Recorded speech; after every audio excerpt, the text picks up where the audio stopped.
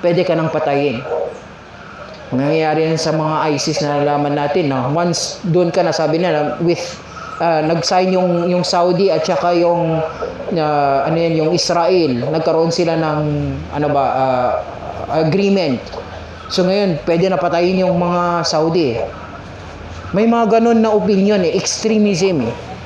Pero nangyari sa time ng propeta sallallahu alaihi wasallam, sa time na hindi pa siya propeta, sa time ni Abu Talib, ang ganitong bagay, at naging parte siya ng alliance na ito. At sinabi niya, yung naging propeta na siya, sabi niya, kung nangyari yun sa time ko ngayon, sasama ba rin ako? So paano yung mga extreme na ito? Na magsasabi na hindi ka pwede maging partner with mga non-Muslim kung may bagay na magandang bagay naman. Pwede tayo mag-partner with organizations na non-Muslim. Basta as long as parehas yung kanila, yung layunin nila at saka layunin natin sa tamang pamaraan na according to Quran and Sunnah naman. Hindi naman lumabas sa Quran and Sunnah. At alamin natin din yung mga limitation natin That's why may terms yan Magintindi kayo ng isa't isa. Kayong mga organization na ganito, pwede kayo tumulong sa pagbibigay ng relief. Kami din, pwede kami sasama. Ginawa ng propeta sallallahu alaihi wasallam, bakit hindi natin pwede gawin? So ito yung mga bagay nangyari sa time ng propeta sallallahu alaihi wasallam. So tandaan natin, nagkaroon ng una, tapos na yung lesson natin, pero yung ano bang makukuha natin dito especially yung nakuha natin una, siya ay isang orphan. So anong wisdom dito nakuha natin? Is bakit ginawa ang propeta sallallahu alaihi wasallam ng Allah na siya ay orphan? Kasi gusto ng Allah siya yung magpalaki sa kanya. Hindi yung parents, hindi yung community, pero ang Allah subhanahu wa ta'ala yung magpalaki sa kanya under His protection. So yun yung isang bagay nakikita natin from His birth hanggang namatay na ilan na uncle, ilan na yung grandfather niya, yung tatay niya, nanay niya, yung uncle niya, lahat sila namatay sa hindi Muslim Pero siya natili siyang tama ang fitra niya. So isang lesson dito makukuha natin is ang fitra ng propeta sallallahu alaihi wasallam ay malinis. To the point sa time ni Abu Talib na kung may narinig na may mga celebration nangyayari sa Makkah, magkaroon sila ng kanta at saka nagkaroon ng mga dancing. Ang propeta sallallahu alaihi wasallam pupunta siya sa taas ng bundok. Ayaw niya makinig doon One time, tinetry niya. Try niya, sabi niya, sasali ako Pero before siya nakapunta, nakatulog siya. On the road, nakatulog siya. Nagising na lang siya na tapos na ang celebration. So sa fitra niya, naging protected siya ng Allah subhanahu wa ta'ala sa time na yun. Isa din, hindi siya, yung nakikita niya yung yung mga idols. Yung mga idols, nakikita niya na wino-worship, siya ay hindi na sa sarili niya, ayaw niya Parang may something nagsasabi na hindi tama to. So, ganun pa rin, walang nagsabi sa kanya tama or hindi tama, pero nandun sa fitra niya na nagsasabi hindi tama to.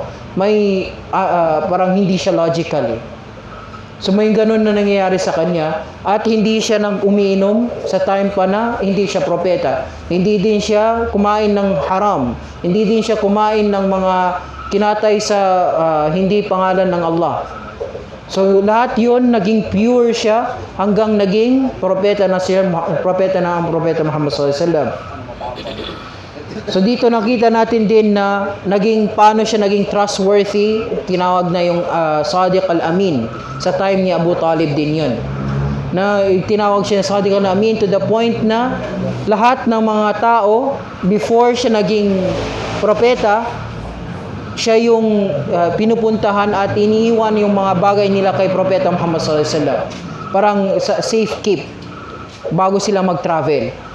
At sinabi nila siya yung the most trusted person. Pero yung naging propeta na sallallahu alaihi wasallam, sinabi niya siya ay magician, sinungaling, lahat ng mga pagtawag na hindi maganda. So anong nakita natin na lesson dito? sa nangyari sa storya ng propeta to. Before na siya naging propeta at naging propeta. Ang lesson dito na kukuha natin, una, may dalawang bagay. May salih, may muslih. Ang salih, siya yung may magandang asal, natural magandang asal. Na nakikita natin sa kanya lang sa sarili niya, ginagawa na yung magandang asal. Pero kung maging muslih ka na, sinasabi mo na ang dapat mo gawin at hindi mo gawin, ayaw na ng tao sa iyo. Yun yung normal na nangyayari sa buhay natin. Once nagbibigay ka na magsabi ka, ittaqillah, ngayon sa time na ito, kung sinabi mo sa brother mo, ittaqillah, ano yung mangyayari? Sabi niya, bahala ka sa sarili mo. Bakit ka why do you care of my sarili ko? Ay, bahala ka eh. Yun yung nangyayari eh. So, yun yung mga bagay na nangyayari dito sa time natin. So, sa time ng propeta, ganun din. So, that's one thing. Hindi dapat tayo, we will end with this inshallah, hindi lang tayo magandang asal, dapat meron tayo, maging muslih din tayo. Pero wag tayo maging muslih kung wala tayong magandang asal.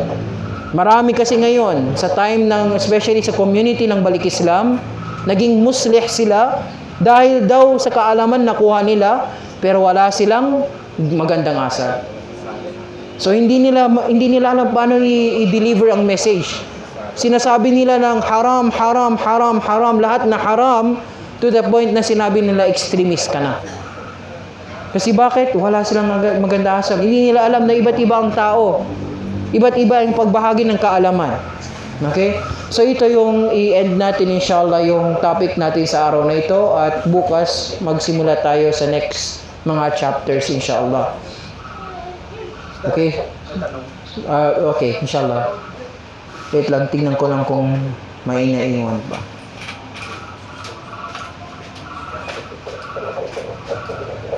Okay, so yun lang. Before we end, tandaan natin, sa Siratun Nabi sallallahu alaihi wasallam, other than the Quran, kung kasi sabi natin na masasabi natin ang totoong prophethood ng propeta sallallahu alaihi wasallam ay nakasulat na sa Quran at sa sunnah ng propeta. Pero kahit sabi natin na wala yun,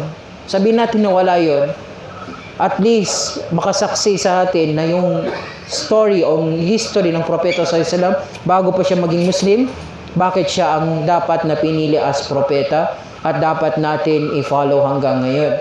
So ang sira niya is important kahit nandun pa, pero of course wag niyo tanggalin yung Quran at Sunnah. Pero may mga nagsabi na kung walang Quran at saka Sunnah at history lang ang nababasa natin, siya na yung the best person to follow in our time. Okay, so yun lang ang i-end natin yung topic natin. May katanungan? Kasi sinabanggit mo naman yung paano dalawang hadith or hadith. May ano? Paano ko malalaman yung authenticity ng isang hadith? Okay. So, paano natin malalaman yung authenticity ng hadith? Tanong ng brother. Ito ay kaalaman sa tinatawag ng mga scholars, mustalah al-hadith. So, isang knowledge ito, malaking knowledge ito. Yung hadith, mismo yung sunnah or hadith, nahati yan sa dalawa. Yung sanad at saka matan. Ang sanad, ang mga pangalan ng mga tao. At saka yung matan, ang text mismo. Paano natin malaman yung strength ng hadith? Ito ba ay sahih or ito ay yung authentic or ito ay weak?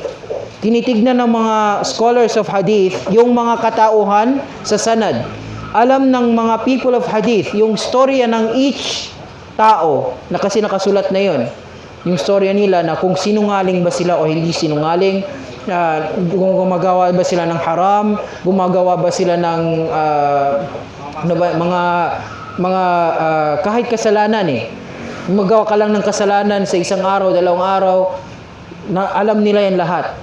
Kahit yung storya na paglakad nila pupunta sa masjid at saka babalik sa masjid, alam ng mga ahlul hadith, people of hadith. That's why isa sa mga mahirap na kaalaman yung hadith. Kasi tandaan mo, memorize mo yung pangalan ng sahaba na yon, full na pangalan, parang pangalan ng propeta sallallahu alaihi wasallam. Memorize mo yun Tapos memorize mo yung buhay nila. Paano silang nagising, paano silang matulog, paano sila nagsasalita, paano sila nabuhay. memorize mo yung lahat. So kung nakita nila sa chain ng pangalan na yon, may isa na nakikita nila na kadhab or liar, sasabihin nila na weak na ang hadith na ito. Kasi yung nag-narrate si fulan, which is liar siya eh. Tayo pa Ustad, halimbawa, ang nag-narrate mo sa una ay payos or baga, Yes, kahit na yung nag-narrate, okay, ganito yan. Kasi may tinatawag na mutawatir at saka ahad. Ang hadith, either mutawatir means, ang isang hadith na ito, maraming mga sahaba yung nakapag-narrate at alam nila sino yung nakapag-narrate. Maraming grupo ng sahaba nag-narrate ng hadith na ito. Parehas yung wordings, walang changes lahat. Kahit yung fatha kasra, parehas. So, ito, walang makasabi na ito ay weak. Kung lahat sila ay mga sahaba na hindi naman nagsisinungaling. Sabi nila, lahat ito, ang hadith na ito malakas. Pero may mga hadith na ahad. Meaning, yung hadith na ito, isang linya ng mga tao lang ang nag-narrate. For example, innamal a'malu binniyat.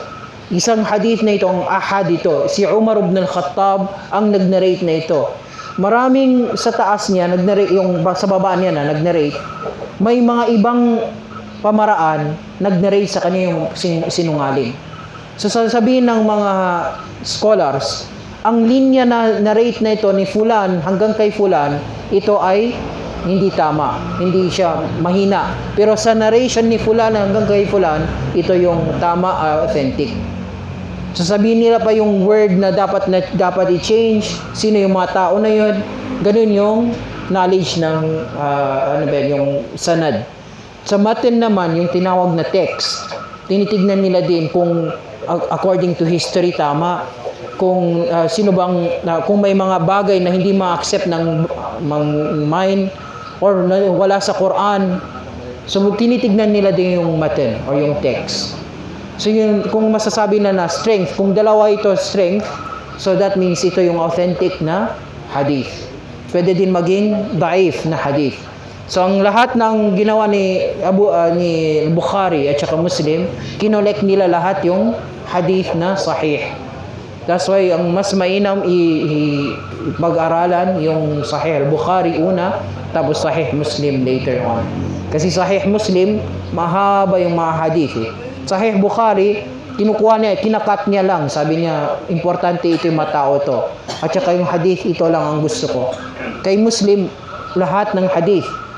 For example, yung khutbatul wada, yung last khutbah ng Propeta SAW, yung farewell khutbah niya. Si Imam Muslim, narrate niya lahat at sino yung nagsabi lahat at saka yung hadith mismo ang haba. Pero si Bukhari, maglagay siya ng ito ay bab ganito, ito yung gusto natin malalaman, ito yung parte na gusto kong i-memorize ninyo, alaman niyo. So, ganun yung mga bagay sa hadith. Dito ay mahaba, ganun lang summarize na bakit bibigyan kayo natin. Ustad? Siyempre, hindi namin kilala. Hindi naman natin kilala or wala tayong kaalaman sa buhay ng mga kung sino man yung hindi dapat pakinggan at pakinggan nila po. So, kaya ko nagtanong yun para bigyan mo kami ng advice sa mga nagkakapisado ng hadith. Kung paano namin, kahit ano advice na masulit namin na ito'y tama, yun nga nagbagay mo yung sa Bukhari, nag-start, kayo sa Muslim. Totoo. Kasi may mga ibang hadith na hindi namin masyadong familiarize, hindi naman namin talaga pag-aaralan yung regarding sa mga hadith na yan. So hindi namin malalaman kung paano namin na-determine kung weak or so, yun, isa din sa mabigay ko na extra. Ito may knowledge sa hadith, tinatawag nila jarh wa ta'dil. Ang jarh wa ta'dil, isang knowledge na ito, yung mga specific na scholar, sila yung pwede magsabi na ang tao ito, wag ka kukuha ng knowledge dito kay fulan. Wag ka kukuha kay knowledge dito kay fulan. So may mga imam tayo hanggang ngayon, na sila yung nagbibigay ng jarh wa ta'dil, pero ilan na lang sila, makakount na sila, mga 5 to 10 lang sila. So kung may magsabi sa iyo na for example, si fulan, dapat hindi ka makinig sa kanya. Bawal yun eh. Sa Islam, bawal yun. Hindi mo alam na kung kayo lang. So for example, ngayon, may problema, for example, doon sa UK, maraming duat. Magagaling yung mga duat ng UK. Pero may nagsasabi sa mga extreme naman, especially sa mga tinatawag sa kanila madkhali. Kasi may ngayon na sekta, hindi sekta, parang ginagawa nila si Sheikh Al-Madkhali na isang sheikh na Ahlus Sunnah wal Jamaa, malakas na sheikh. Ginawa siya parang siya yung pinnacle ng sheikh, parang siya lang ang makinig kami sa kanya. Kasi siya din isa sa mga nagjajarh wa ta'dil. So sabi niya, kung si fulan na wag kayo makinig sa kanya, hindi na sila makinig eh. So yung ginagawa nila, tinatanong nila si sheikh kasi buhay pa, tinatanong nila na, Sheikh, si fulan sa UK, nagsabi siya ng ganito, ganyan. Pwede ba to? So, of course, si Sheikh, wala siyang alam na sa buhay ni fulan. Sabi na hindi yan pwede. Ang pagkasabihan na ganyan. So, nangyayari is, sasabihin nila, yung mga tulab nila, magsabi, ngayon, huwag kayo makinig kay fulan at saka kay fulan. Kasi ganito, parang generalize nila eh. Yun yung hindi jarh ta'dil, yun yung mali na pagsasabi na sinungaling yung isang tao. Ginagawa ng mga scholar, nire-review nila yung buhay ng isang tao. Tinatanong nila, ikaw ba ay nagkasalanan ka? May kasalanan pagkinawa? May nagsinungaling ka ba ng isang beses sa buhay mo? Tinatanong nila mismo yung tao. Alam nila yung buhay, lifestyle. Pero ngayon, hindi na alam ng tao yung lifestyle na yung fulan. Binabase nila sa Facebook. Ano yung mga sinishare nila sa Facebook. Pero may mga scholar na masasabi mo, or hindi scholar na sinasabi natin na mga du'atud dalala ay yung mga nag-iimbita, nagdada'wa pero sa dalal sila o sa misguidance. Malalaman natin yun sa mga, for example ngayon si Yasir Qadhi doon sa Amerika. Dati graduate ng Islamic University Medina. Yung sa una, magaling siya, maganda, lahat ay Ahlus Sunnah, pero ngayon nawala na sa landas. So magkaramihan ng scholar nagsabi hindi na pwede kukuha sa kanya. Kahit magaling na, maganda na ang mga binigay sa kanya, binigay niya na mga lectures at lessons, huwag na tayo makinig sa kanya. So yun isa sa mga knowledge ng hadith, jarh wa ta'dil. At hindi ako or sino man ang graduate dito na pwede maggawa ng jarh wa ta'dil. Kahit normal na tao. Kung may nakarinig kayo, tandaan ninyo na it could be extreme siya. Okay?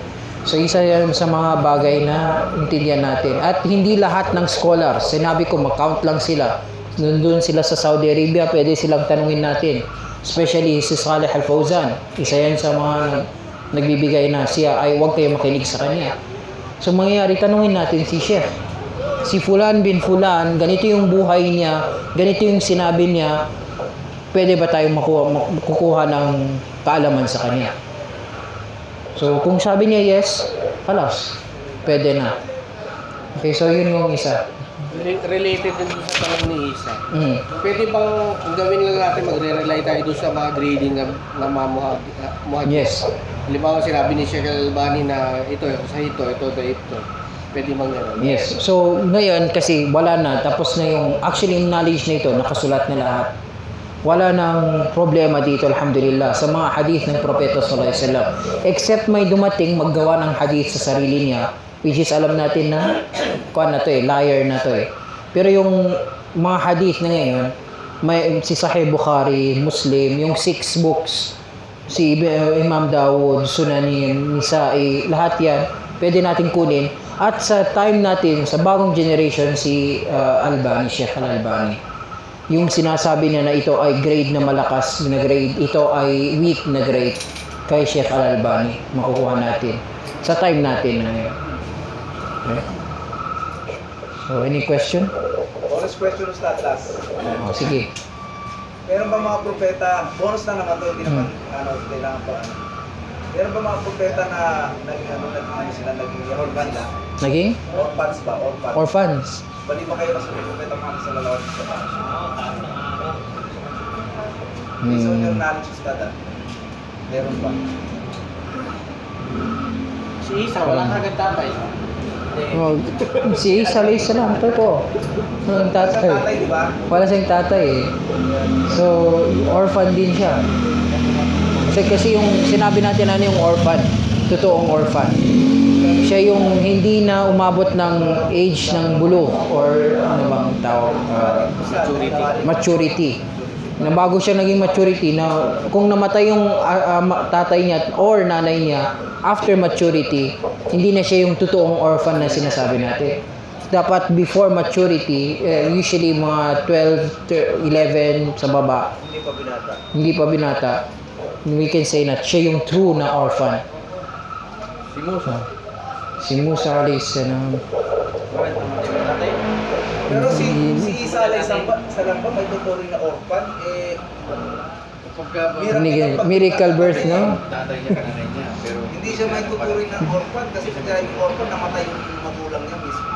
Totoo din. So we don't know. Allahu alam dyan. Ako, wala akong kaalaman eh. Regarding kung maraming orphans. So masasabi natin, nabanggit eh. walang nabanggit eh. Hindi ko na matandaan. Dahil lang naman sa hindi nung para pasisahin pa yan. Oo. Nagtanong lang kung meron ka bang Ganito na lang. Next meeting natin, para magkaroon ng premyo, tanungin natin yung sarili natin. Parang homework natin yan. research ba? Research eh. Magandang research yan. Alhamdulillah. Okay. So, yun lang. Subhanakallahumma bihamdik. Asyhadu an la ilaha illa anta nastaghfiruka wa natubu ilaik. Assalamualaikum warahmatullahi wabarakatuh. Salamat.